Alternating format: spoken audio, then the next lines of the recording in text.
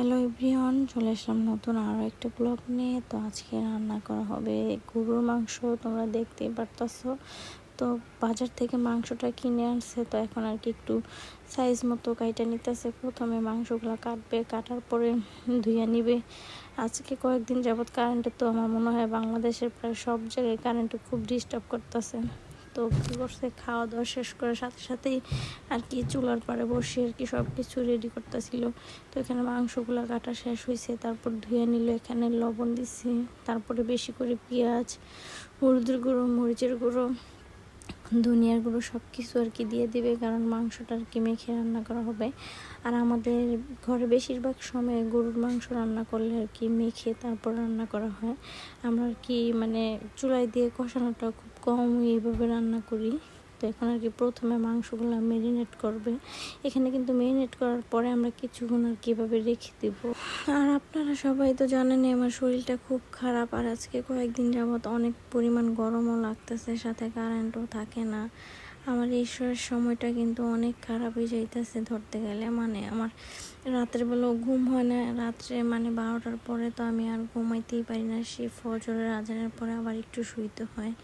মানে এখন আমার শরীর এত পরিমাণ খারাপ হয়েছে, আর আমার মনে হয় শরীরটা অনেক ভারও লাগে, আমি হাঁটতেও পারি না ভালো করে। তারপরে সব কিছু মিলে আলহামদুলিল্লাহ, আপনারা সবাই আমার জন্য দোয়া করবেন। আর 2টা মাস যাতে আমি একটু সুন্দরভাবে কাটিয়ে নিতে পারি। এতগুলো মাস যেহেতু কষ্ট করছি, আর 2টা মাসের জন্য আপনারা সবাই দোয়া করবেন। তখনই তো মাংসতে সব মশলা যেহেতু দেওয়া হয়ে গেছে, তো এখন আর কি ভালো করে মাংসটা ম্যারিনেট করতেছে। আর আমার কাছে না আজকের গরুর মাংস যে তরকারিটা রান্না করছে, আমার কাছে সত্যি অনেক বেশি ভালো লাগছে। সো তোমরা সবাই দেখতে থাকো আমাদের রান্নার রেসিপিটা। আমি কিন্তু মানে পুরো ভিডিওটা আর কি করতে পারিনি, মাংস চুলার বসার পরে কিন্তু আমি আর ভিডিও করতে পারিনি। এখানে আর কি মাংসটা ম্যারিনেট করার সময় ছিলাম, আমি একটু অন্য কাজে ব্যস্ত ছিলাম, আর আমার শরীরটাও বেশি ভালো না। তার মধ্যে আমি একটু ফাঁকে ফাঁকে যে আর কি ভিডিও করে নিতেছিলাম। এখানে কিন্তু আবার একটু কিছু পরিমাণ মশলা, যেমন তেজপাতা, গরম মশলা, এলাচ, ওগুলো দিয়ে দিতেছে। এখানে কিন্তু আবার আমি একটু বাইরে গেছিলাম, এরপর আইসা দেখি এখানে মাংস প্রায় কষানো হয়ে গেছে। তো এখানে কিন্তু মাংসটা ভালো করে কষানোর পর আর কি আলু আর ঝোল দিয়ে দিবে, কারণ আজকে আফসানের ফুপির আসছে। তো আজকে আর কি একটু মানুষ বেশি, তো এই কারণে তরকারির মধ্যে ঝোলও রাখা হবে আর আলুও দিতে হবে। আমার কিন্তু সবাই আসলে এরকমভাবে রান্না করে, তো এটা কিন্তু খাইতে খুবই মজা হয়।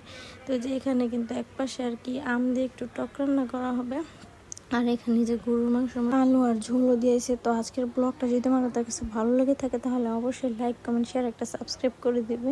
তো তোমরা সবাই ভিডিওটা দেখতে থাকো শেষ পর্যন্ত।